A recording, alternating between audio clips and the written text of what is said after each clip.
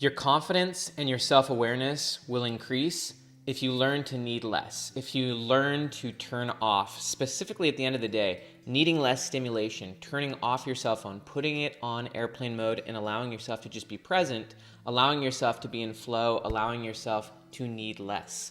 We are in a world where we need more and more stimulation. We've trained our bodies and we've become addicted literally to having stimulation. And so think about it, at the end of your day, do you need that last scroll? Do you need to watch that last video, or can you need less? Can you turn off the consumption? Can you slow it down? There is huge power in watching yourself slow things down, becoming deliberate, becoming present, turning off, needing less. You don't need that other video. You don't need that last like. You don't need that last hit of dopamine. Instead, shut it down. Turn off your cell phone. Be present, be engaged with those around you, pull out your journal at the end of your day and literally write down everything that happened. Write down in bullets. It can be so fast and easy. It takes a minute or two. Just write down the events that occurred and then write what you're grateful for. Write what you want to accomplish the next day. No more than 3 key activities. And just write whatever else comes to your mind. If you give yourself this space, your awareness will increase. Your confidence will increase because you're now acting with intention. You're now mindful of the moment. You're less reactive, less distractive, less needy.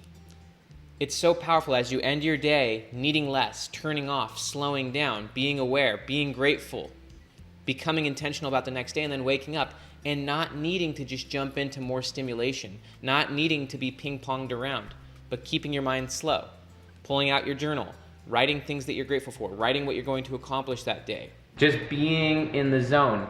It allows you to get really clear on your thoughts. It allows you to get very clear with your time. It's amazing how much time you lose by needing more and more stimulation. You get to the point where you're very comfortable losing 10, 15, 20 minutes here and there, and on a regular basis you're losing hours and hours and hours every day, and you're not getting into momentum. You're not clear on your thoughts. You're not clear on your actions. You're missing the creative flow that can happen. Whereas if you give yourself permission to need less, to turn off, to slow down, to get intentional, you start to get really clear in your mind. You start to get really clear with your thoughts. You start to become a lot more creative. You get a lot more access to your subconscious. You get a lot more thoughts on creativity. You get really clear on your goals. You can become far more intentional. You can then start easily knocking out things. When you're in a flow state, when you're operating in that higher alpha or theta state, which means your mind is slow, you're not overly stimulated. And when you're just in flow, you can completely perform at a high level. When you're at flow, you can accomplish things in minutes that would take hours, weeks, months of non-flow. And most people are so used to not being in flow because they're so reactive, so distracted, so needing more. They sit down to work and they try to concentrate and focus for a few minutes and then a notification comes off, or they need to distract themselves. They're not in flow, and so their mind is scattered. How you do anything is how you do everything, and if you can learn to slow yourself down and need less and consume less at the end of your day, and then wake up and have the discipline of keeping your mind slow, of tapping into intention, of actually having a plan, of following through with that plan before you dip into the consumption.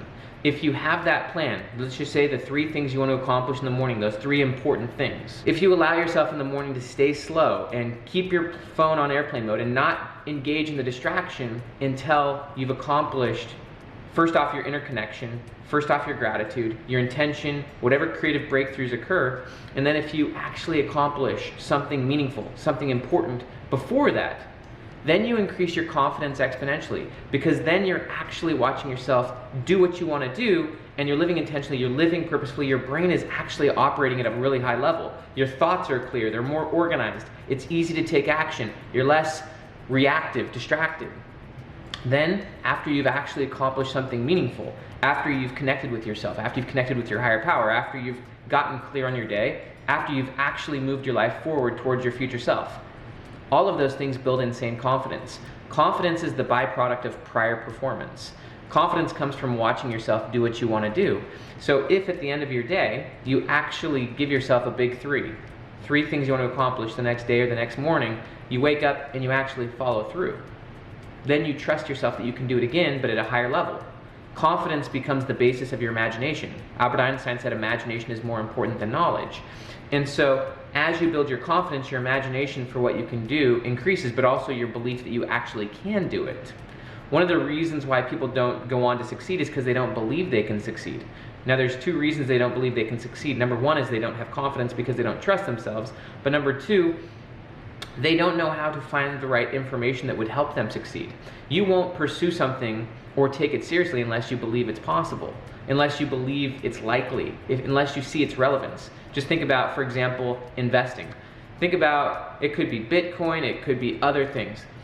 There's a reason why a lot of people don't invest in their long-term future when it comes financially, and that's because they don't either believe they can, or they're unclear of how to do it. They don't know how to succeed. And so they don't actually step forward because they don't believe they can and they don't know how to succeed. Well, as you take action towards your future self, as you progressively use your time better, especially in the mornings, and then after you've accomplished something great, you've built your confidence, not only will your confidence increase, but your knowledge of what you can accomplish will increase. Then go ahead, open up your phone, become the ping pong ball for the day. But from there, you actually operate with a lot more intention. Again, how you do anything is how you do everything. If you've learned to slow it down, if you've given yourself the permission and the discipline to need less stimulation, to need less of those 1 more, 2, 3, 4 more things, and you can just slow down, let it go. Be grateful, be present where you're at. Enjoy today, enjoy tomorrow. Take action on your future self. Be in love with the process, yet committed to your future self. Then when you actually do start using your cell phone or your email, you start using it a lot more intentionally. Maybe you make better rules around it. You feel like you don't have the need to respond immediately to various things. Again, it's removing need. You don't need to respond to that email. You don't need to check your Facebook. You don't need to do whatever it is you think you do. You then begin operating based on want. And you have less attachment, less distraction, and less addiction. And you can then slow things down entirely. And by slowing things down, you actually speed things up. By slowing things down, you can actually get clear on where you want to go, and then you can take mindful but also flow-based action towards your future self in the direction you actually want to go. There's the analogy that airplanes spend about 95% or more of time off course because they're constantly being hit by turbulence and by like wind pressure and all these things. They're always kind of being knocked off course, but there's this inertial guidance system that's constantly course correcting. So despite the fact that airplanes are off course 95% of the time, they arrive at their intended destination usually on time, on average on time. And that's because they're constantly course correcting. Well, this is why you want to have your slow down morning, evening routines, slowing it down by just writing things down, writing what you've done. But also I would invite you to give yourself a few minutes just to try to get aware of what's going on in your head or what's going on in your emotions. Mindfulness is the awareness of what's going on. It's the awareness of what's going on non-judgmentally. Rather than being caught up emotionally, you're just aware of what's going on. And we all have so much stress and pressure in our lives. There's a lot going on. The world's coming at you fast. You've got bills to pay. You've got projects you're working on. You may have kids. You have situations. You have more stress and pressure on you than you're aware of. And if you just simply numb that through consumption, you're just burying it and you're creating a pressure cooker inside of you and you're becoming less and less clear and connected to yourself. Whereas if you slow it down and get in your journal and just write about what's going on, what's going to happen is you're going to release it. There's a lot of research that shows that writing in your journal, first off, it just simply clears your mind. It also allows you to regulate your emotions. It allows you to get clear on what's going on and it allows you to release it.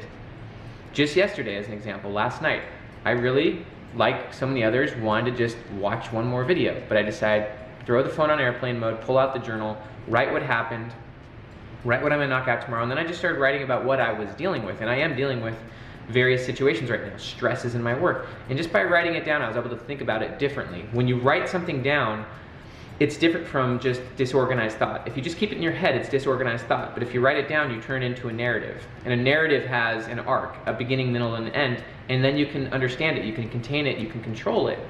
And then you can let it go.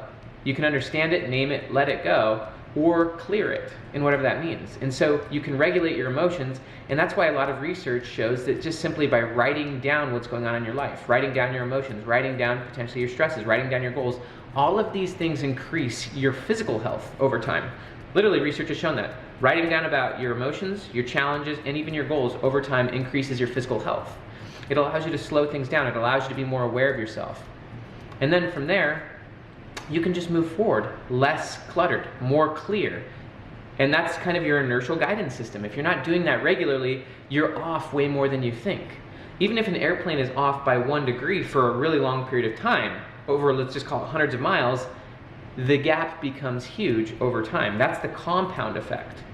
So if you're not constantly correcting, if you're not giving yourself time to connect with yourself, clear your emotions, get clear on what you need to do, clarify your path, then you are more mixed up than you think you are, and your emotions are likely out of whack, and you're more distracted than you think you are. And in order to resolve this internal turmoil, you're just numbing yourself through some form of stimulation, probably through your phone and through food and through other forms of unhealthy distractions, which pull you away from becoming confident, which pull you away from creating your future self, which pull you away from becoming aware of what your future self would want you to be aware of. Think about what your future self is up to. Your future self is not you. Your future self is doing things and striving for things and has created outcomes that you're not even currently aware of or even thinking about. It's that whole idea that the best time to plant a tree was 20 years ago, the second best time is now. Well, for your future self, the 20 years ago might be right now, but if you're so distracted, reactive, and numbing yourself, then you may not be planting the seeds that will eventually become your future self, their situation in their life. But if you can clear that, then you can decide, well, what is the orchard I want to plant? What's the destination I want to get to? How can I remove the clutter from my life? Remove the things that are no longer necessary. Remove the things that may have reflected my past life, my former self, but no longer resonate with my future self. So I just invite you to give yourself permission, but also have the discipline to turn off, to slow down, to need less, to become more clear, to give yourself a simple system of just connecting with yourself, clearing your emotions, clearing what's going on with you, getting clear on what you want, living with intention, building confidence every day, approaching your future self, not avoiding life. As you approach your future self and become an active learner, and as you take active action steps towards your future self, you're going to become more confident, but you're also going to learn whatever is required so that you can know you can be successful at whatever it is you want. That's part of having a growth mindset, is knowing that you can succeed at whatever it is you want, whether that's health, whether that's business, whether that's investing, whether that's relationships. Rather than just avoiding those things and then numbing yourself, you actively learn those things and develop the skills, the capabilities, the confidence, and you watch yourself follow through enough that you can begin imagining a bigger future self with whatever it is you want. And then you can engage in what psychologists call deliberate practice, which is intentional, focused, meaningful learning in an approach-oriented way where you approach and actively learn the things that you want. You get feedback, you test, you try, you get better, and over time you become a new version of yourself. I'm Dr. Benjamin Hardy. Here's the next video in the Future Self series. Please like, please push the thumbs up button and subscribe to this channel, and have an amazing day. See you.